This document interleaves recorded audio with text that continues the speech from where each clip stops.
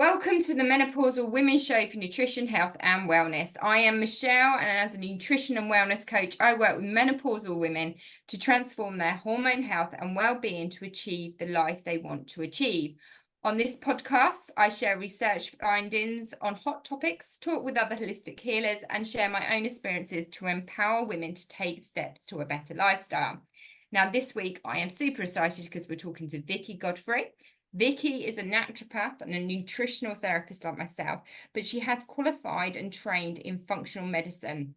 And we'll be talking specifically to us about why many women develop food intolerances in the menopause or perimenopause, menopause, and the key items we need to look out for, what we should do to try and minimize those effects.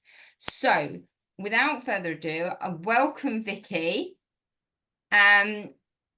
Super excited. Hope you're okay today. And before we head into sort of more specific questions, let's kick off with, did you want to share with us a little about your own story and how you got into this?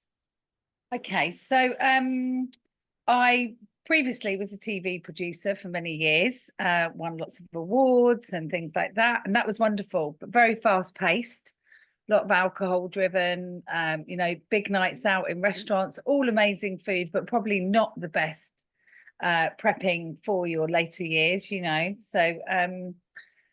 but lots of good fun. And then I wanted children, and I had children late. So I had my first child at 37 and my second child at 40, so quite late. And I was called geriatric on the forms, which was quite upsetting.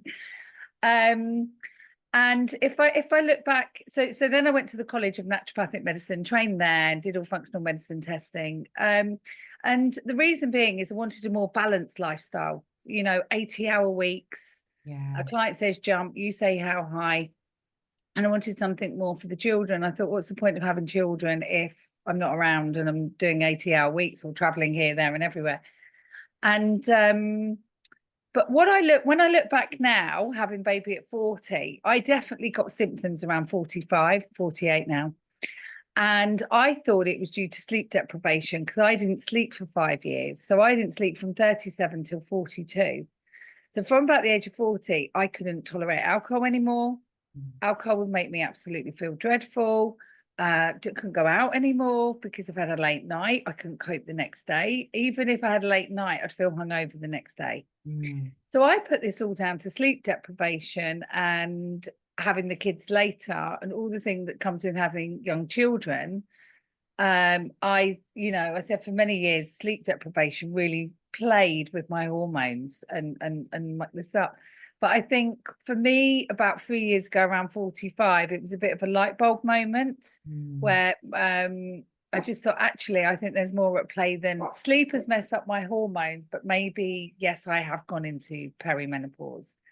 Now, I might add, all my bloods to this day now at 48 still show that I'm not in perimenopause. Oh, wow. Yes, they all come back saying not in menopause, everything's fine. But around 45, 46, my periods went from a 28-day cycle. I was really regular, 28 days on the day. And now I'm 21 days really regular on the day. So they've shortened by a whole 7 days. And you tell the doctors that, and they just shrug and they say, but your bloods say that you're not. And I'm like, well, I don't think sleep deprivation for 5 years of not sleeping more than 90-minute chunks would really have shifted from 28 days exactly to 21. So anyway, that's what I do. And then I also have a company where we do genetic testing. So we do nutrigenomics, and nutrigenomics is nutrition for your genes. And one of the things that I find really helpful for women from a functional medicine perspective is understanding their estrogenic pathways. So we do a test where it's a simple swab in the mouth, so you can do it at home. You don't need to get a blood test or schedule in time to try and see a GP. You can do it at home. And what it tells you is how the estrogen binds to the receptors, and it also tells you about your estrogen detox pathways. And where this is beneficial, pre-menopause, or perimenopause, you want more estrogen. No, you don't want to be so estrogen dominant. You want estrogen balance, right? You don't want a picture of estrogen dominance, because that can cause other things. But post-menopause, some of those pictures can look really good, because if you do cling on to more estrogen, it means that post-menopause, you'll hang on to a bit more estrogen longer than somebody that you know, their estrogen receptors don't cling on. And then the detox pathways become very important: perimenopause, meno, and postmenopause, understanding how you're getting rid of the tatty hormones that you don't need any longer. So that's a company I have called DNAPal, which I'm a co-founder to, but very much supporting women with their hormonal health from a genetic perspective, because like you've mentioned before, we are all completely unique. And what works for one doesn't necessarily work for the other. And again, it's not all the answers, but it's part of the puzzle. So that's quite detailed, and obviously for our listeners, you're going to share with me that link to order that test. I certainly will be doing one. But I mean, menopause affects us in all different ways. It literally, like, I was in perimenopausal for years, denied it. I have no idea. I was far too busy. And then it whacked me. And like you, I was literally in the kitchen. I hadn't even touched a glass of wine. I was just about to like start preparing dinner. And it came over in this hot flush. And it really felt like I was drunk. And Wow. and it just wiped me out. Within that week, I just, you know, the whole shebang came to me in one sort of like baseball bat. And so that's how I started to become more specific, Yeah. you know, with all of my sort of knowledge and experience, and working with lots of different ladies. So I suppose really, in a very simple, holistic way, can you explain how menopause can affect us, okay, in developing these intolerances and food sensitivities? Because I was in perimenopausal for years. I found out I had a gluten intolerance purely because my friend fed me some pasta and then I threw up over a white wall. Very embarrassing. Okay, so but a lot of my women that I've spoken to go, I'm cutting down my diet, okay, really cutting down on what I'm eating, because I just can't tolerate it. I don't know what's going on. I'm absolutely starving. I've lost my energy. But I suppose really it's just like, well, what is, in the simplistic terms, happening, of why would we start developing these after all these years of eating what we can? So I'm the same. I've developed a gluten intolerance. When I eat gluten now, I break out in hives on my shoulders. And it itches and itches and drives me insane. And also constipation after eating gluten, which I never Yes. had before, and can be up to 2-3 days. And I'm regular. I'm a really good regular type of girl, you know, to the clock almost. Several times a day, just evacuating, getting everything out tatty. But when we look at this, so menopause brings massive hormonal changes, as you know, and I'm sure everyone knows, and the drop of estrogen. Now, estrogen also plays a part in the collagen, hence sort of menopause. Our skin gets a bit more wrinklier, doesn't it, and Yeah. things like that. So if we look at the process of collagen, also in the gut, we also, when we do gut healing protocols, we use collagen to kind of cement the holes in the gut. So collagen becomes quite important. So if our collagen is getting less and holes start to appear within our gut junctions, then things can sneak out of the gut, proteins from the food, and get into the blood and then be recirculated into different hormone receptors. So for example, we see you know, what we're talking about, say, for example, with me with the gluten is hives, is more of a histamine response. Yeah. So you hear this quite a lot, don't you? That histamine and the estrogen comes along and binds to the estrogen receptors. So again, it's all just as the estrogen is dropping, we're losing some support from the collagen, but it also changes our gut health and increases inflammation, because we're losing some of our protectiveness that we had before. And these just all contribute to new food intolerances, or sometimes can make a previous food intolerance even worse. So let me get this right, okay? So we have a drop in estrogen, but we also have a loss in collagen. Now that's very interesting because there is a question I'll have come on later about collagen and supplements. So collagen is also then lost in your gut. So basically, you just think your gut is like a big bag, shopping bag. But because you're losing the collagen, you're starting to get these holes. So the estrogen and other hormones all come out, they bind to other receptors, and then they give you this change in whatever Yeah, I it is. mean, with leaky gut, sometimes it's more the food proteins are leaking Yeah. out. So, so more so than the hormones, but there's a cascade of things moving around. And if you think of the food proteins, they should only be in your tummy and they shouldn't be leaking out. But Yeah. if the lack of estrogen has caused these holes and things, then things are in the bloodstream, and then they can get also attached to different receptors that we've got in the body and cause some of these symptoms. Right. Excellent. So this is, I mean, this is really fascinating for me personally, and I think a lot of listeners, because it's a huge evolutionary change.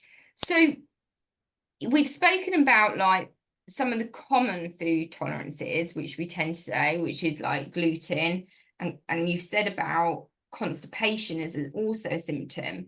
But is there anything that we would be specific? Because a lot of people say, oh, I've got to cut out dairy. Is dairy something you've come across that is impacted? So, I mean, what we've got to look in dairy is how the cows and the Yeah. animals are treated. Yeah. So when we're looking at industrialized farming, sadly, they don't just treat a cow, they treat all the cows the same. So in their feed goes antibiotics, Mm. goes GMO food, and then it goes growth hormones. Mm. So a grass-fed cow takes 4 years to grow. Yeah. A non-grass-fed cow, 2 years to grow. So what's growing that cow in 50% of the time? The growth hormones.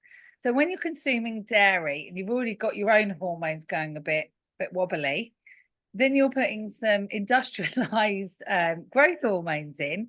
Your body, your liver, if anything, has to process that and get rid of it out of the body. Now, if your liver isn't optimized, you're going to have growth hormones, you're going to have your own hormones going around, and then we're going to see more issues. So in terms of taking dairy out, dairy is a protein, but because of the way industrialized farming is, it's not really a good source, especially in perimenopause when you want to balance your hormones and not put any accidental hormones back in. So I do say to people, if you do still want to eat dairy, please only organic. So you reduce the growth hormones or grass-fed, meats. So again, you reduce the hormones industrialized. And then secondly to that,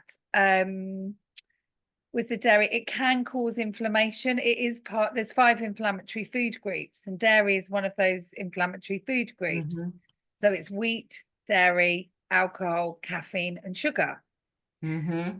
And all of those 5 food groups I see from women when they getting hot flushes or they're quite uncomfortable, we take those 5 food groups out and literally all of their symptoms disappear and they go, oh, I start to feel my normal self again. So some of it's the inflammation that it's causing in the body, because also the drop of estrogen won't help regulate the inflammation, so we can get more inflammatory. And I don't know with you, but I get the odd joint pain now. I wake up and my elbow hurts and I'm like, well, I haven't banged my elbow, I haven't done anything to my elbow, so why have I got a pain there just randomly waking up with it?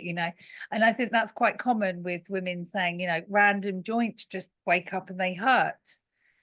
And again, that's due to the drop in estrogen. But again, if you're putting more inflammatory food groups in, you are going to cause more inflammation in those parts that are already kind of susceptible, let's Yeah. say. So with all my clients, because a lot of them come to me because of fatigue levels, okay?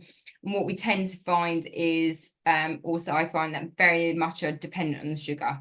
And so we've got to work with the food groups to lower that. And it's a long process, as you know, but I ask for a food diary for several reasons, because I'm totally like with you. I try to do limit the ultra processed food. I really don't like it. I don't tolerate it. Just simply cow's milk, Okay, super highly processed. So I use almond milk, which is more tolerant. My son is more tolerant to that. But what I do is that's how we start identifying what their energy levels are, Yeah. what perhaps is triggering. And then we can adjust it, because there is some dairy that I can still have. And equally, what I find very interesting, I've just come back from holiday and there's me and my son, absolutely fine, no problem, out there. You know, the food's good, the fruit, the veg, you know, we're 100%, we're like, we're in heaven. Come back to the UK and I'm trying to explain to him, and he's only 11, that actually you've got to think about the food chain, and actually for it to get into the stores here, how much processing and where it's gone, Yeah. why they're adding the preservatives. And that's something I think when you go organic, if you can afford organic, if not, there are obviously alternatives, but you have to think about the food, you know, from the food of growth to the store. From your, I mean, we've briefly said that, you know, we should avoid perhaps a bit of, you know, dairy. It's very unique. Is there anything, and I'm very much, I do have caffeine, but I limit the amount, and I don't have sugar. In fact, I'm one of these people that it's only occasionally I go, oh my God, I need a sweetener with coffee because, you know, it's been a Yeah. hard day.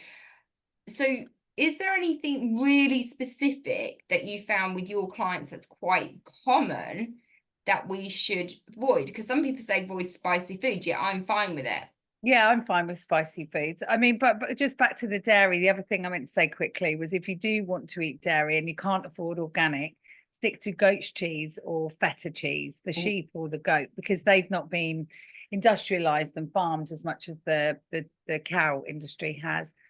Um, the main thing I see is the alcohol. I've got some people who would rather have their hot flushes or go on HRT and still carry on drinking rather than try things naturally. Oh, I can't give up my glass of bread. Oh, I can't give up my glass of rosé and things. And I think, you know, with all of these things, it's the liver that we really have to look at. So the liver's got to process your hormones. When you drink alcohol, the alcohol has to go through the liver as well, because it turns to acetylide, which is a part of the family of formaldehyde, which is essentially a carcinogen. So the liver has to process all that. Now we get in a queue then, don't we? Because we've got hormones. It will always try and deal with the alcohol first, but it means that the hormones will then back up. So generally, when we take the alcohol out, I see a lot of their symptoms disappear, especially the hot flushes. And then sometimes the high histamine foods, sometimes we play around with that, like the aged cheese that's matured. And some people can't tolerate fermented products either, like sauerkraut or kimchi or things like that. They can find that sometimes, because fermented foods can be high in histamine, and they can also find that sometimes that creates something. But again, you know, like I'm all It's, right with I fermented think it's foods. quite unique because, like, in terms of, I did a lot of research about like why Japanese and Mediterranean women have less symptoms, and obviously they advocate a glass of red wine, not a lot, but you know, a glass of red wine. For me personally, I Yeah, go, I steer away from, you know, the beers, the, you know, the high sugar yeah, content. I just can't handle it. But I can't go out, like if you invited me to a party, it'd only be one or two, yeah, because I just go, I enjoy it, that's fine. yeah, Other women have gone no, but I think it's very much looking at that history. What are you drinking? How much you've drunk before? You yeah, know, your type of going with your lifestyle. Like for me, don't even ask me to have a glass of wine between like Monday and Friday, because I am super busy with exercise, you know, working, meditating, podcasting, that I just go, I haven't got bandwidth. Where actually a weekend, because my body is quite cleansed, I go, oh, okay, I can have a glass. it's very interesting when you sort of like mention the other high histamines, because I think again that's very unique, and the fermented foods, because again the gut brain is where we say try fermented foods, and again there are some things like the sauerkraut that I just go, it's just not nice. Yeah. Not But for there you. are other things like kimchi that I would do. And I think again, it's all about it's it's that balance, and you've got to try and work out what works for you.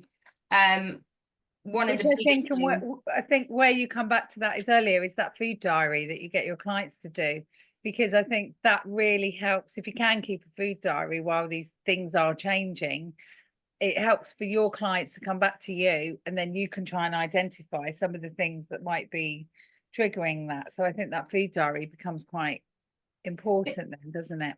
equally now though, because of the work that you've been doing and this genetic sort of like balance, I'm starting to think in my mind, I haven't got it right at all. But perfect, so I think, is the world's worst word that was ever invented. Yes. Um, and it changes. It can change. Again, as I said, I can go to Italy and I could eat all those sort of like the normal sort of foods and I don't have a problem. And then I come back here and I have to be super like to the UK, and I have to be super conscious of where things are, who's made them, etc., etc. It makes lifestyle quite difficult. Yeah.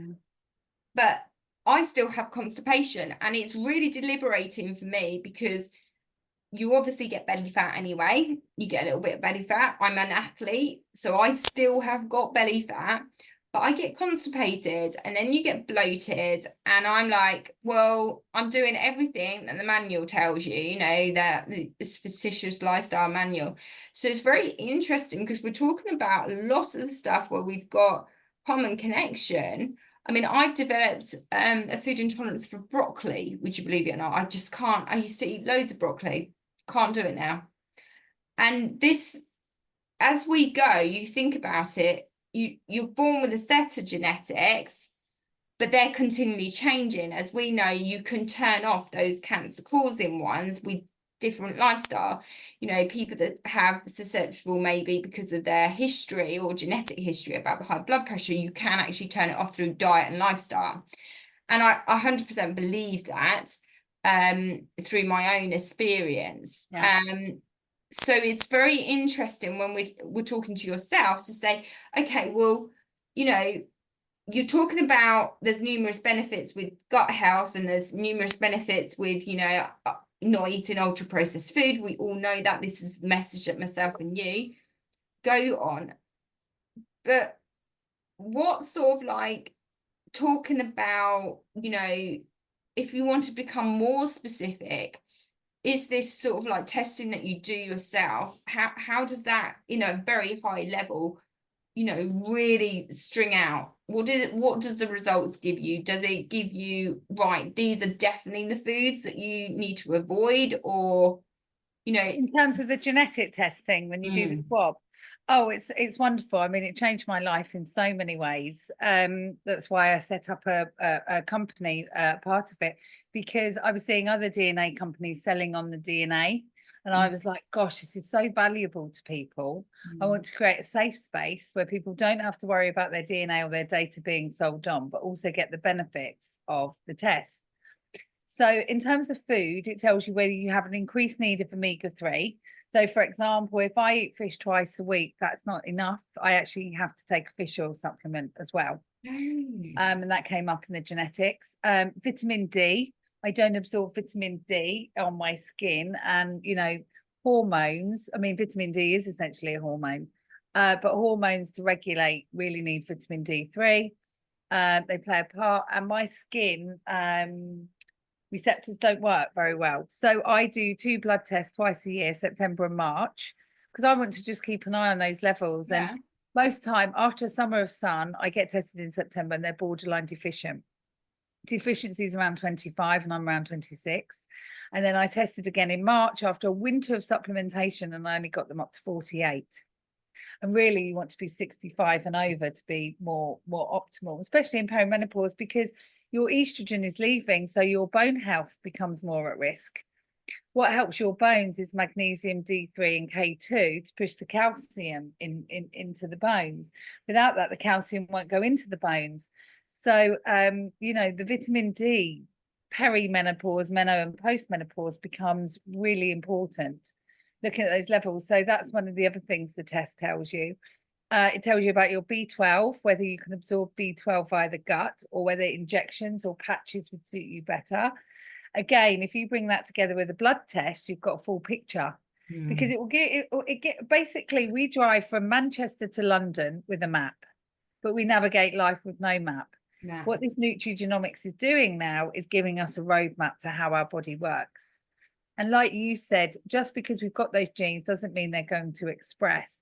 So there's a really good quote that goes around. It says that your genes are the gun, your environment, diet and lifestyle is the thing that pulls the trigger Yeah. to whether that thing is going to express. So if you've got histamine genes is another genes that we look at. So we can look at genetically whether if you're putting histamine type foods in, like the wine, the fermented foods and things like that, whether the histamine receptors like to cling on to them for longer, therefore creating more of a histamine effect in the body, or whether your body can normally just deal with the histamine and get rid of it without causing some effects. So the most insightful thing for me has been my liver detox pathways. They're pretty sluggish.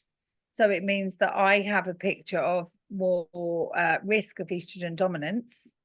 When I look back at my periods and how I suffered before sort of perimenopause or menopause, I always had a migraine with my period, which can be quite a sign of estrogen dominance or estrogen imbalance. And when I look now and understand my detox pathways, I'm like, there you go.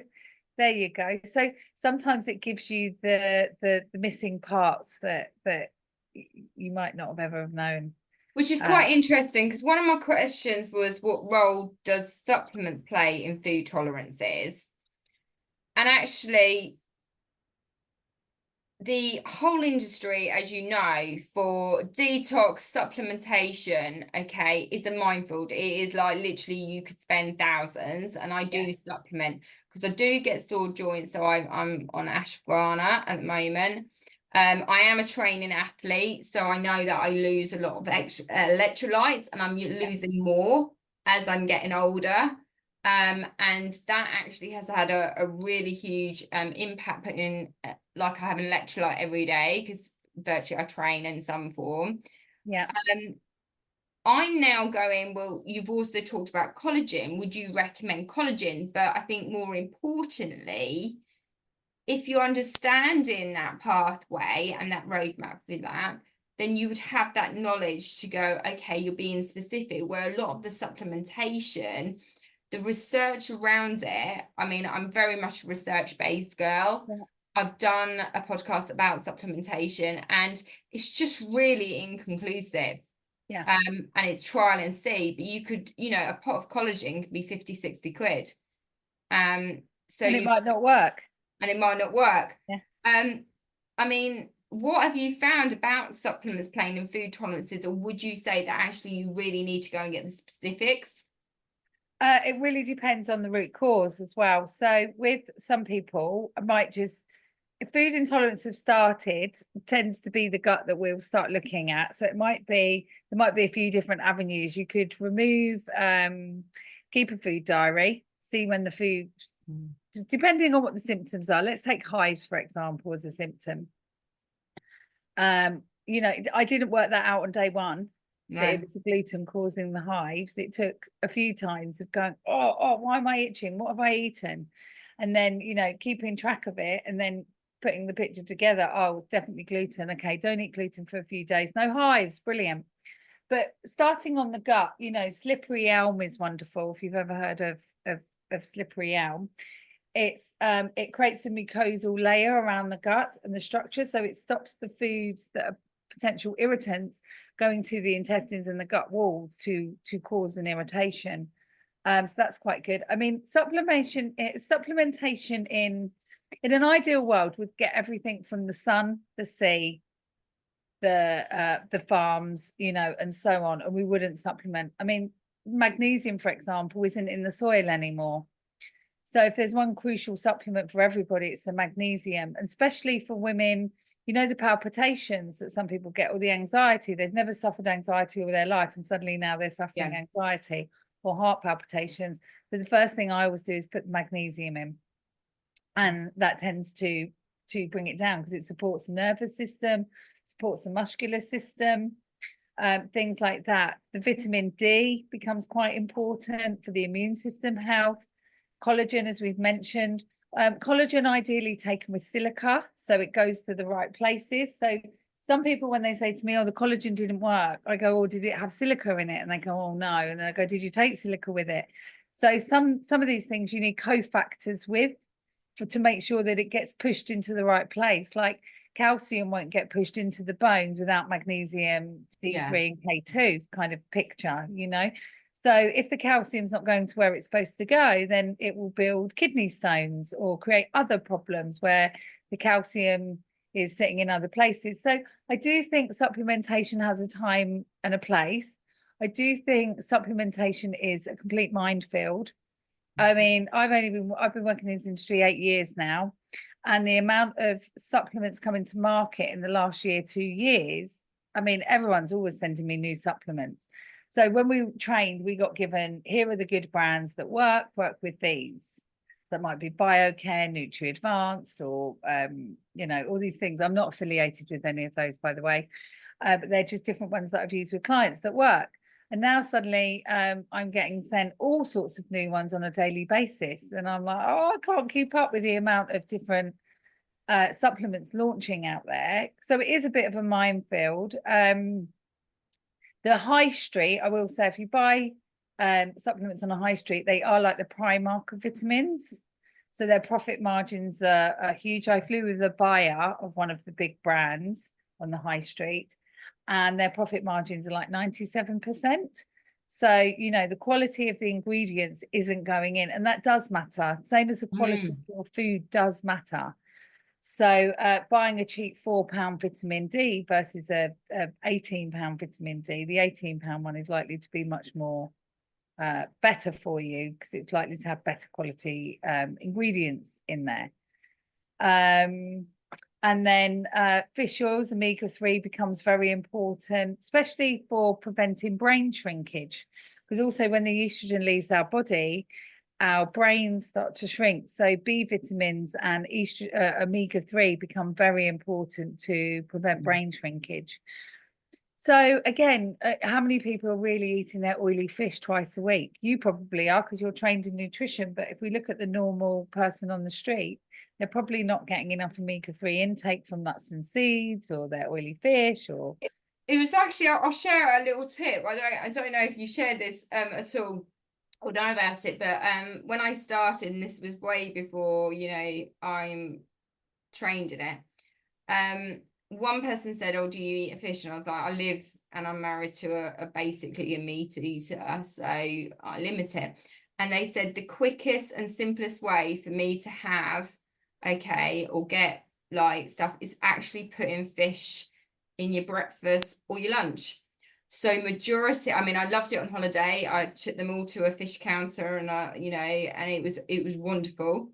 I ate a lot of fish. I like fish. And actually I'm very lucky because my youngest son, his favourite meal is mussels for starters, followed by steak, followed by ice cream. So, you know, yeah, he loves mussels. We had sardines, taught them how to dehead sardines, swordfish. So I'm very lucky in that camp. But I actually do eat it, but I do it in my lunches, and it sounds bad, but I go, even if you are going to buy a packet of frozen mussels from Tesco's and you just defrost a small amount, it is still fish. It's still getting you in there. Salmon, smoked salmon, scrambled eggs, smoked salmon, job done, breakfast. And it's just what I tend to work with a lot of with my clients is very much they switch in the mindset. Because we look at their energy levels, we look at, you know, the symptoms, and I'm like, okay, then tell me what you're eating. And we look at how they want to intermittent fast, that's fine. But then I say to them, well, actually, there is a window because you need food to actually kickstart your bodily processes and your energy levels.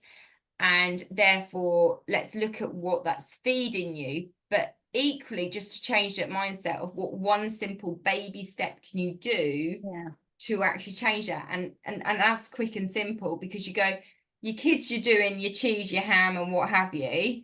And for yourself, you can do a smoked salmon and bagel, and it's, you're partly there. Yeah. I studied cancer at Birkbeck University with a biochemist, and I didn't learn this at the College of Naturopathic Medicine, but I did learn this at Birkbeck. So just because you mentioned that your partner's a carnivore.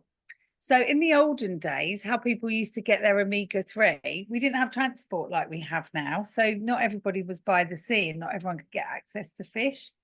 If you cook your meat, but it's got to be grass-fed meat, it can't just be supermarket meat, it has to be grass-fed.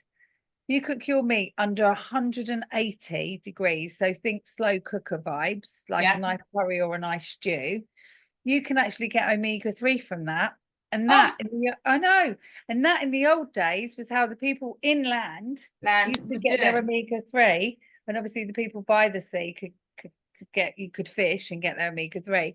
But but it's very important that you cook very slow on under, it's not 180, sorry, 118 degrees, so very low. Which is, it's absolutely perfect, because again, one of the things that I look at is people's lifestyle, and certainly from my experience, is I take on a Sunday, I literally take an hour and a half out of my day, right, to prep for the week. And what I am doing is I literally do a slow cooker. I've got veg prepared. I've got we have on a Tuesday, we both train, so it's like poached egg on toast, but with roasted vegetables. So I'd just go, well, actually, I line up my 3 porridge oats jars, and it's bang, bang, bang, so that you can just go in there and change. And I said, that's one investment you can do for yourself to actually start looking at, how to implement and change. But it's brilliant you said about the slow cooker, because you can't beat coming in. My son does rugby, and on a Sunday, a slow cooker curry, or, something like that. And it's dead simple, because all you do is you literally chop everything up, don't you? And you just go straight in. Chuck it in, plug it in, and hope for the best. So before we wrap up, because look, we've learned a lot here today, so let's just recap, okay? Food intolerances will develop and affect people in different ways, but we're perhaps more in the menopause is where we're going to start doing it. So it's not just us having the thinking of, right, I'll cut out everything and it'll sort itself out, because that's not sustainable. So that's brilliant. First of all, thank you very much for coming to explain that to us, that actually this is a genuine problem, okay? And I think that's where a lot of the mindset and the information that out there is that nobody tells you it's a genuine problem. And nobody tells you it's specific, because when we talk about food intolerances, they say go and, the fermented foods. Well, actually, you've just enlightened us today to go, well, that might work for a bit, but you need to think about the other stuff. We've talked about how the changes in your body, you can supplement, but again, linking back to a podcast that I've previously done, is the quality and the research is not there. So this has been really, really enlightening for me. And I definitely, could you share with me, because I would like to do the test myself with you. And is there anything else that you've got burning that we really need to learn or think about to consider when we're learning about our own menopause journey? Because remember, it is unique for everybody and our own food intolerances. I think I was sold when you said constipation, because literally I've come back, as I said, I've come back from a different country, didn't have a problem. I've come back here and I've got a problem. So I'm definitely up for finding out more about that. But is there anything else that we haven't covered so far that you want to share with us? Well, we could go on forever, couldn't we, really, Michelle? Could be a second episode here, couldn't it? I'd love it. It's how long is a piece of string with the menopause. But I think staying within the gut health realms and why food intolerances and the drop of estrogen and the drop of collagen. I think the other thing I haven't mentioned is bone broths as well. Obviously, we talked about collagen, but we didn't talk about bone broths. But again, some people with high histamine intolerances won't be able to tolerate the bone broth. So in some cases, the collagen is a better choice for them. But again, it's trial and error and seeing if you can tolerate. I've got a client at the moment. He can't. It's a man, so it's not menopause related, but it is mold related. Oh, wow. And his intolerances to everything has gone. And so he can't tolerate fermented foods at all. So or bone broths. So he's very much doing bone marrow, so supplements with bone marrow to try and repair all of that. So again, it's it's very bespoke. But I think if we look at the baseline fundamentals of intolerances and things, keep the food diary and try and identify what that intolerance is, then keep it out of your diet while you're trying to heal. Because if something's causing inflammation, the body's always going to go to the inflammation first and never to the hormones or to the other things that need fixing. So if you can reduce those effects, then the body can go to heal. Because in my trainings and everything that I've learned, especially working in cancer, when I've seen cancer reverse back so quickly, using the right environment, lifestyle supplements, I'm like, our bodies can heal from anything, but we have to put our bodies into the right environment and do the right things for that to happen. And yeah, so I think the baseline, as long as you're looking after your vitamin D levels, become important, your omega-3, which is also anti-inflammatory, and we cover those. And for the fatigue, I use B vitamins a lot. I call them the starting point of the energy vitamins, and magnesium to support your nervous system and palpitations. And I know that's not so food related, and that's gone back into supplements, but I find that as my baseline quite a good starting point. And obviously limit the amount of pesticides that you have on foods, because your liver's going to have to deal with that. And if your liver's dealing with the pesticides, it's not going to be dealing with your hormones. And so the more you can lighten the load on the liver, the more the stuff that needs to come out, tatty hormones or hormone imbalances, we need to optimize those pathways out. And like you said, the constipation, I've just recently seen a couple of people, again, not menopause, but PMDD, which is they can be in both cases have felt quite suicidal before their period, their emotions. The common denominator, they both don't poo for up to 9 days. And I'm like, well, I can kind of see how that's not working, because your gut is your second brain. Your gut is attached to your digestive system and your liver. Your liver is getting rid of everything tatty to put in your bowel to get out, but the rubbish isn't getting out. So your kitchen, if you didn't empty your bin for 9 days in your kitchen, what would happen? It would smell quite bad, wouldn't it? So these women are wondering why they're having such intense emotions around their hormones. But again, that transit time, that getting those tatty hormones out in any kind of hormonal thing that's going on, and even menopause become really, really important too. So I think I went off on a slight tangent there, Michelle. Sorry. Perimenopause brain, start on that and end up over there. Yeah. Absolutely fine. So really, I've got to say thank you very much for coming on to the show. Thank you for having me. Entirely grateful. Everything you shared has been absolutely useful, and it's a very complex subject. So I think the importance of our message today is that there are stuff out there that we can start unraveling, but our journey is not finished yet. Our purpose is not complete yet, because we're helping some women. We've got to get that message out there. So for everyone listening, from the bottom of my heart, I wish to thank you.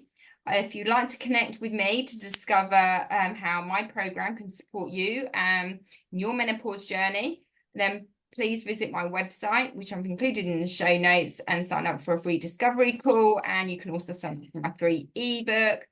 And I will include all Vicky's details, including how we can get this genetic test, into my show notes. And so until next time, friends, take care and make yourself a priority.